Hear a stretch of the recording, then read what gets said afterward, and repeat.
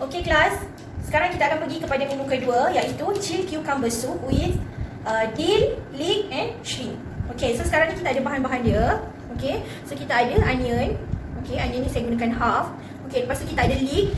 Okey, leek ni untuk garnishing je sebenarnya yang ini saya dapat Chinese leek. Kalau camera leek tu yang besar tu. Okey, kalau awak tak ada leek, awak juga boleh gantikan dengan daun bawang ataupun spring onion.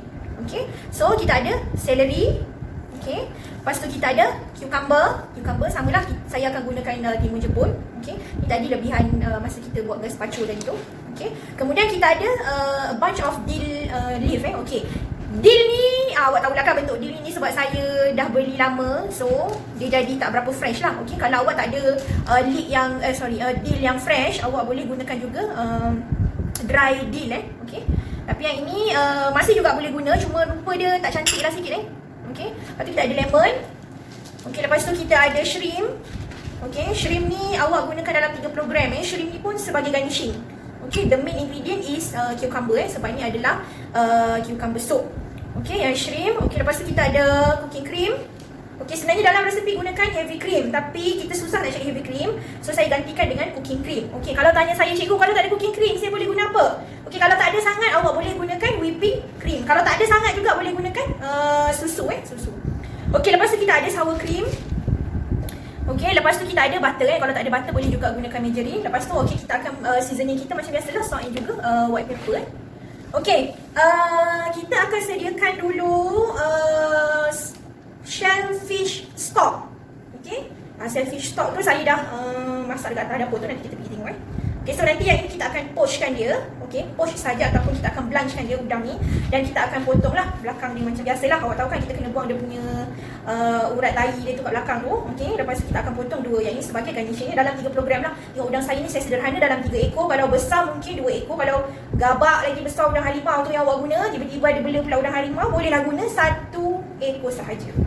Okey, jom kita pergi tengok shellfish stock. So ini kita akan buat shellfish stock. Okey, shellfish stock ni saya gunakan kepala udang Okey, awak boleh juga gunakan kerang-kerangan lain untuk jadikan shellfish stock. Tapi yang ini sebab kita gunakan bahan dia adalah udang, so kita gunakan udang lah. Okey, so saya gunakan 1500 ml air bersamaan dengan 1.5 liter lah, sebab sebenarnya kita nak guna 1000 ml sahaja, tapi mengambil kira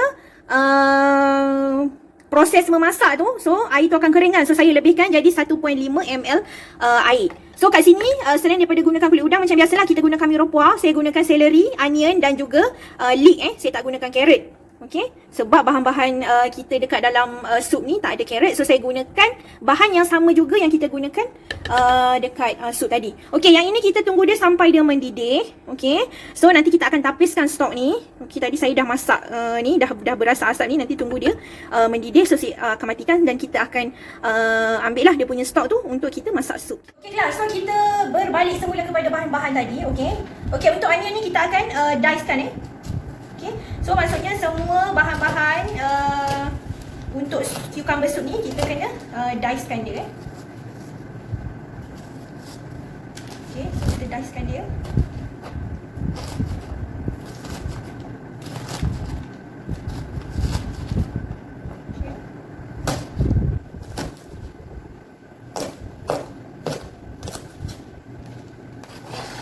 Okay, onion kita dah dicekan. Okey, celery pun sama. Okey, celery kita akan dicekan juga. So yang ini sebab panjang sangat, so saya potong juga. So yang ini kita akan dicekan juga ya.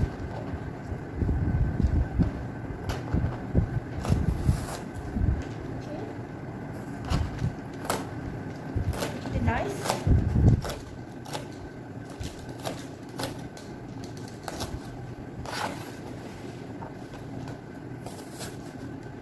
Okay, kalau sup ni mostly vegetable dia kita akan dicekan lepas tu kita akan puree-kan dia. Yang ini resepi ikut resepi yang saya bagi tu ya. Okay.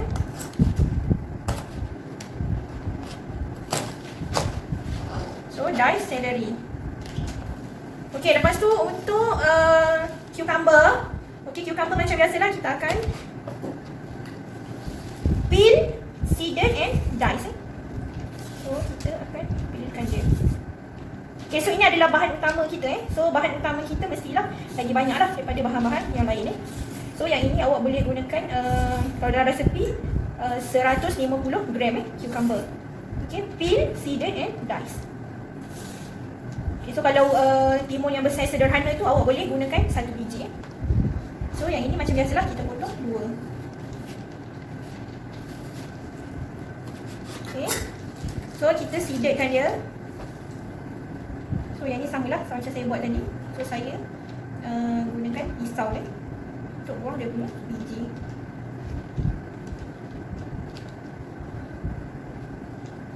Okey, macam biasalah kita buang biji sebab kita tak nak so kita terlalu berair, okey. Sebab konsistensi sup kena napel. Okey, maksudnya membalut belakang sendok kayu dan mengalir tu napel. Okey, so kita buangkan dia punya biji ni Kalau tak nak buang, boleh tak nak buang. Tapi nanti awak takut awak punya sup tu nanti terlalu cair sebab ada terlalu banyak cecair. Okay, sebab nanti kita nak letakkan krim, nanti kita nak letakkan sour cream. So tak naklah nanti dia terlampau cair, sebab tu kita kena buang biji dia. And then in terms of presentation so bila kita seededkan dia tu, in terms of presentation dia nampak lagi cantik lah. Okay, yang ini kita dice juga. So ini saya akan potongkan 3. Kita dicekan dia.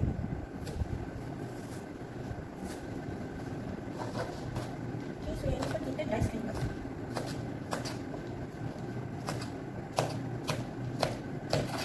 Macam biasalah kalau dice kena dice sama besar lah.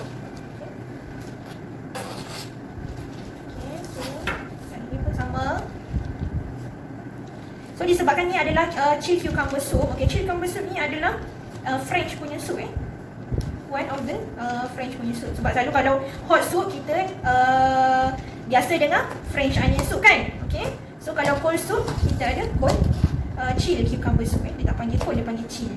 Okay, so macam biasa walaupun dia ada proses memasak, tetapi dia perlu dihidangkan sejuk. Maksudnya awak kena chillkan dulu awak punya soup ni sebelum awak hidangkan So yang ni saya akan masukkan dekat sini. Okey, kita masukkan kita punya bahan-bahan sayuran tadi tu.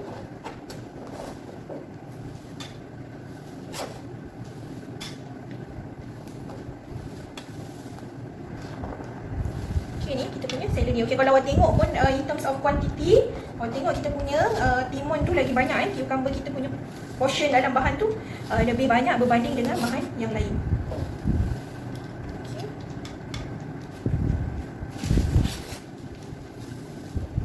Ini ada lagi timun yang saya tak potong lagi cucumber. So semua kita dicekan dia. Okay, so ni ada sikit lagi. So samalah metodnya. Okay, saya kena buangkan dulu dia punya biji dia.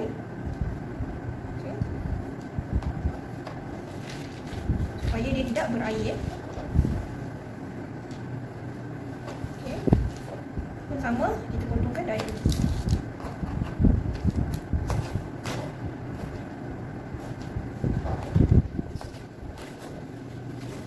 Okey, so kalau awak tengok bahan dia, timun dia lebih banyak sebab nama pun chili cucumber. So cucumber dia kena banyak lah berbanding dengan bahan-bahan yang lain. Okey, untuk leek ni adalah untuk garnishing. So leek ni kita julienne kan, lepas tu kita akan fry kan dia.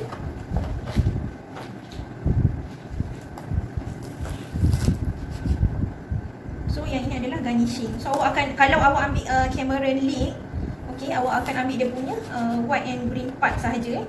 Okey, tak perlu ambil dia punya dark green part sebab yang ini dia macam light green kan. Kalau yang colour hijau yang gelap tu dia dah jadi pahit nanti kalau kita gorengkan dia. So ini saya tak dapatlah berapa julienne sangat sebab ada bonggol kat tepi tu. Okey, yang ini saya try dapatkan potongan julienne. Kenapa kita perlu buat potongan julienne? Sebab untuk garnishing selalunya kalau untuk garnishing memang kita akan gunakan potongan julienne.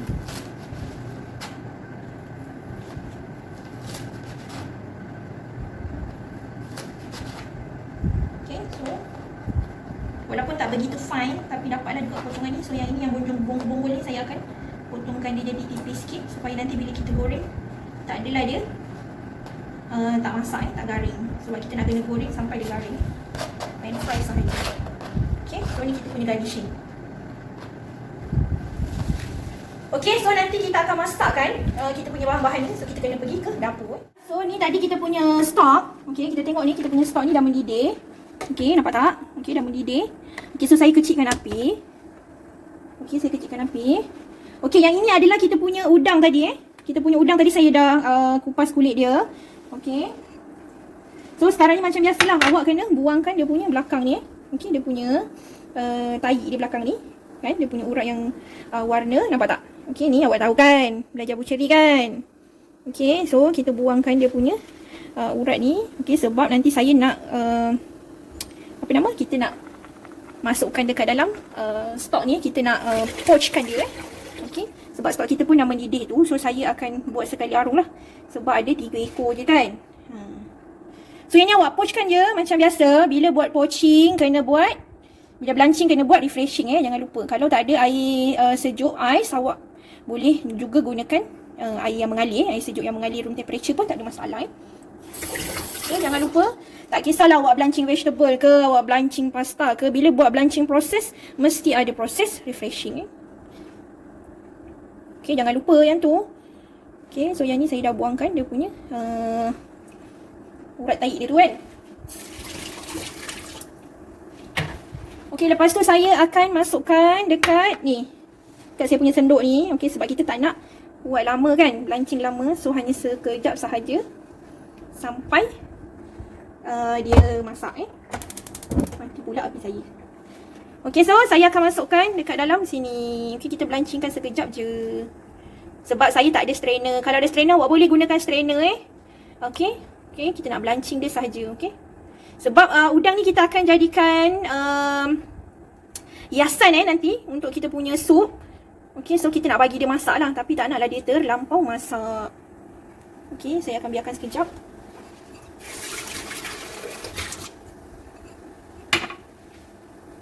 Dah termasak habis dah ni. Okay, saya punya udang dah masak. Okay, awak tahu kan, okay, bila dah kedel macam ni, okay, udang ataupun seafood, okay, tak memerlukan masa yang lama untuk masak So bila dia dah turn colour, maksudnya dia dah masak. Tapi janganlah sampai dia raw. Dah berbuih dah saya punya stok tu. Okay, so ni saya dah masakkan udang tu. So saya akan masukkan dekat air yang mengalir Okay, saya akan biarkan dia sekejap kat situ. Okay, nak bagi dia punya proses memasak tu berhenti. Itu adalah tujuan refreshing ingat lagi ke tak? Okay, tujuan refreshing adalah untuk memberhentikan proses memasak. Lebih baik awak gunakan air yang sejuk ataupun berais Okay, so ni sebab saya tak ada ais, so saya gunakanlah air yang mengalir saja. Okay, sampai dia sejuk.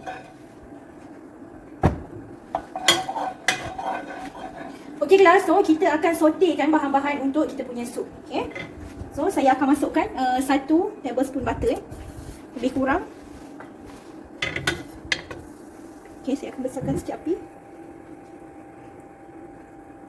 So kalau awak tak ada butter, okay, boleh juga gunakan minyak olive oil ke minyak masak ke, boleh, tak ada masalah.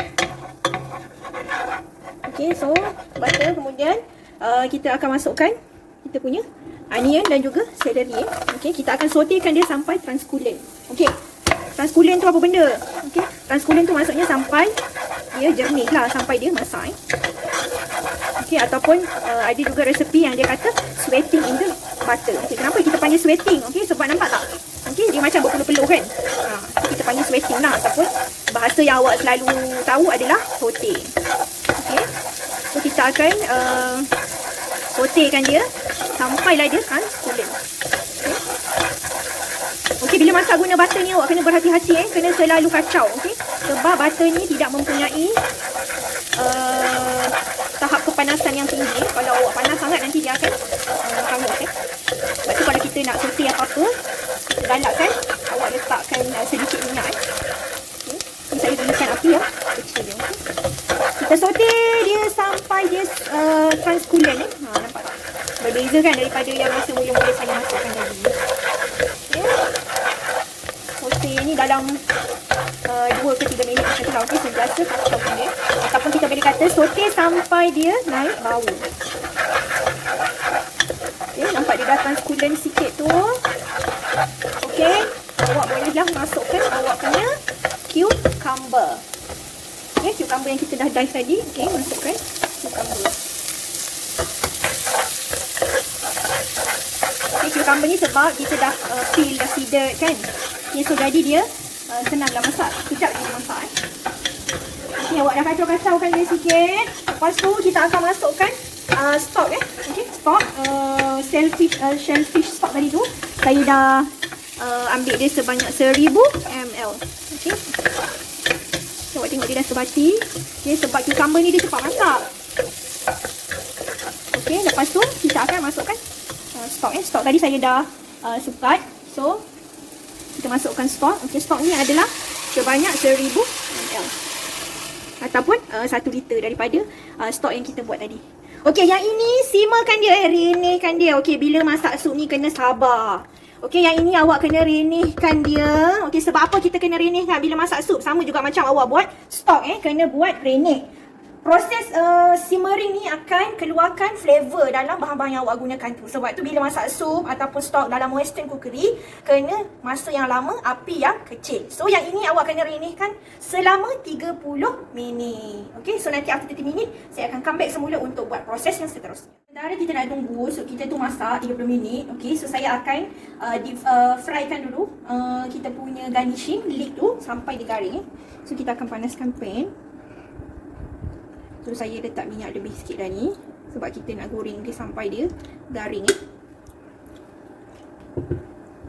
Okay, kita tunggu minyak panas. Lepas tu kita akan masukkan kita punya leek yang kita dah julienkan tadi.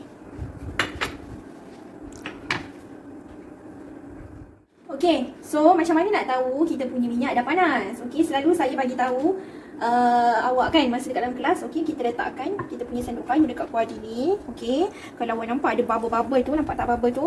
Okay, bubble tu maksudnya dah panas lah awak punya minyak. Okay, selain daripada tu, boleh juga awak letakkan tepung ke apa ke kan tepung, sprinklekan dekat atas minyak tu untuk nak tahu sama ada minyak tu dah masak ataupun belum.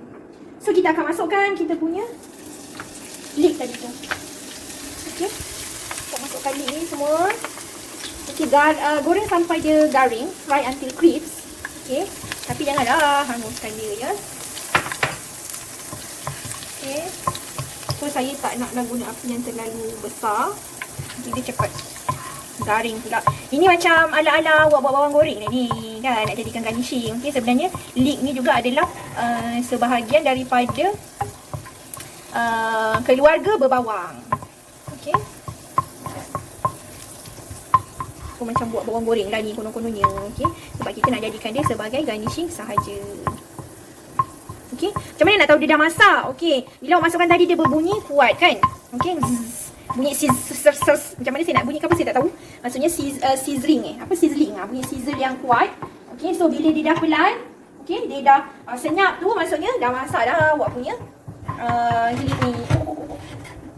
Okay, so saya dah masak ni, dia dah berhenti dah dia punya sizzle. Okay, so kita akan angkatkan dia. So saya nak kena letak terlampau berminyak, jadi saya letakkan tisu lah. Okay, macam saya bagi tahu awak tadi lah, ni ibaratnya kita buat bawang goreng. Okay, kita nak jadikan garnishing sahaja. Okay, yang ni kalau awak gunakan Cameron leek lagi cantik ni, sebab Chinese leek dia kecil-kecil. Okay, kalau gunakan bawang, daun bawang pun boleh juga. Nanti jadi sama macam ni lah. Okay, kalau nak cantik gunakan bawang goreng pun boleh lah sebagai substitute awak punya leek ni. Leek yang kita dah gorengkan dia dan kita akan jadikan dia sebagai garnishing Okay, macam rambut. Sebabnya kita potong julienne kan tadi. Okay, so jadi macam rambut. Yang ni garnishing sahaja, jangan risau. So tak perlu banyak lah ni. Kalau leek ni satu batang pun cukup. Kalau awak ambil Cameron leek yang besar tu, awak hanya gunakan dalam 1/4 sahaja daripada sebatang yang panjang. Okay, ni untuk. Okay, so dah 30 minit. So saya dah boleh tutupkan saya punya sup ni. Okay, so ni saya dah tutupkan. Ni dah 30 minit. So after 30 minit, okay, kita akan blendkan dia. Okay, purekan atau blendkan dia. And then kita akan pekatkan dia dekat atas periuk semula menggunakan arrowroot. Okay, kalau dalam resepi arrowroot tu adalah starch a kind of starch yang terdapat di tumbuhan yang berubi. Okay, selalunya kalau arrowroot ni memang nama dia arrowroot lah. Saya tak tahu macam mana nak cakap benda ni dalam bahasa Melayu. Okey, tapi kalau tak ada arrowroot ni, sebab arrowroot ni kadang-kadang susah nak jumpa kat Malaysia. Selalunya dia arrowroot ni digunakan dalam Chinese cuisine. Okey, so kalau tak ada arrowroot, awak boleh gantikan dengan tepung ubi kayu ataupun tapioca flour. Kalau tak ada tapioca flour, awak boleh juga gantikan dengan tepung jagung. Arrowroot ni adalah thickening agent dalam sup kita ni, chili cucumber ni. Okey, so kita akan blendkan dulu dan kita akan thickenkan dengan arrowroot. Tapi saya tak guna arrowroot, saya tak ada arrowroot tu, so saya akan gunakan tepung jagung. Okey, tepung jagung ni nanti kita akan jadikan slurry lah. Maksudnya awak kena cairkan dulu dengan air. Barulah awak masukkan dekat kita punya sup. So ni saya dah masukkan tadi kita punya sup. Okey, setelah 30 minit kita steamerkan dia. So kita akan masukkan dekat dalam blender ni. Okey, ready.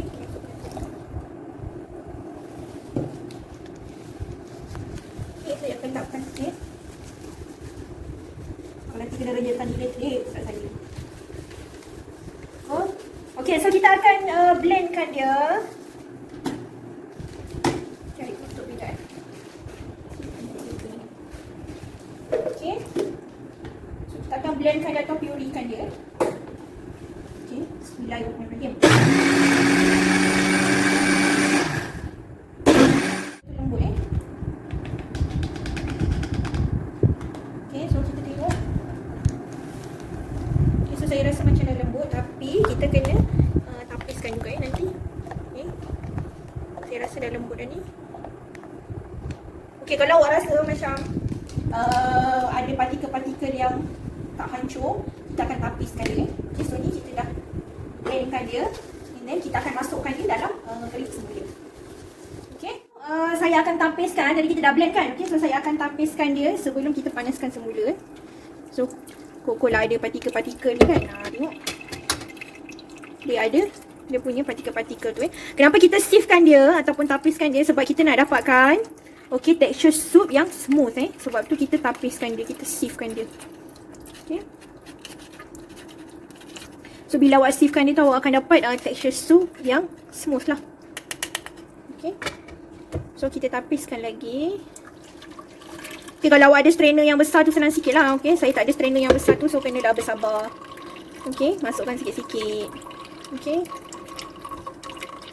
So kita tapiskan dia sampailah semua sup yang kita blendkan tadi kita tapis. Kita dah tapis semua tadi.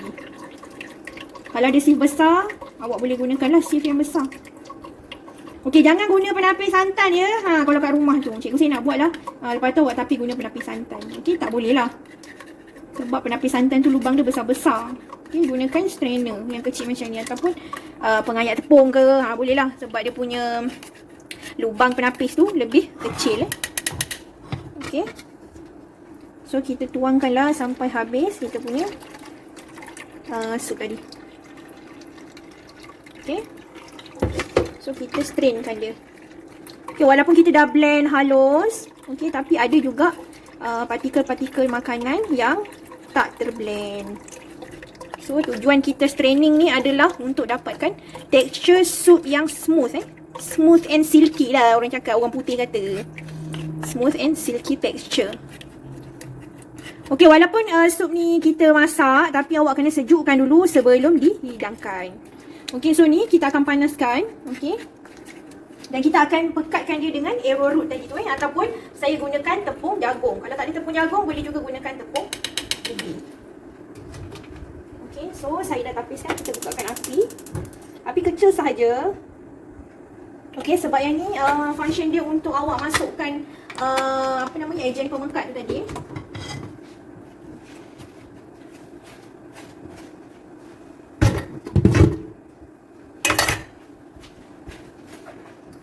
Okey, so ni tadi kita ada ejen pemekat tu. Okey, so sebab kita masak, so saya akan gunakan air pipe lah untuk kita cairkan dia. So awak tahu kan ejen pemekat ada banyak kategori kan, jangan buat-buat lupa. Okey, ini adalah slurry. Slurry tu maksudnya tepung yang kita cairkan. Okey, so ni kita dah cairkan tepung ni.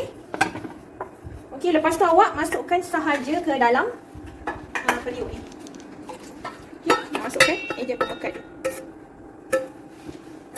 Okey, proses cold soup ni sangatlah rumit. Okey, dan lepas masukkan ni, okey, dah pekatkan. Okey, make sure dia pekat lah, dia memekat. Kalau tak cukup pekat, awak kena tambah lagi dia punya seleri tu, ataupun arrowroot, ataupun jagung, ataupun ubi kayu tadi. Okey, sebab kita nak bagi tekstur dia pekat.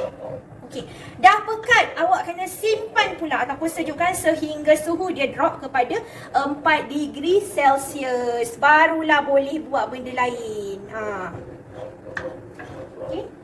Sebab tu selalunya cold soup ni kita buat awal So, bila awak buat awal, so kalau kita nak hidangkan keesokan harinya kepada customer, so dah boleh siap lah, maksudnya buat awal sebab kita nak makan sejuk.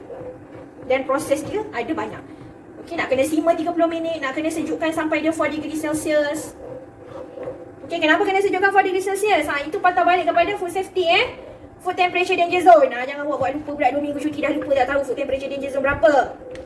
Okay, kenapa kita kena tunggu sampai dia drop to 4 degree Celsius? Okay, sebab makanan sejuk kena dekat suhu berapa? Kena ingat tu food temperature danger zone. Okay.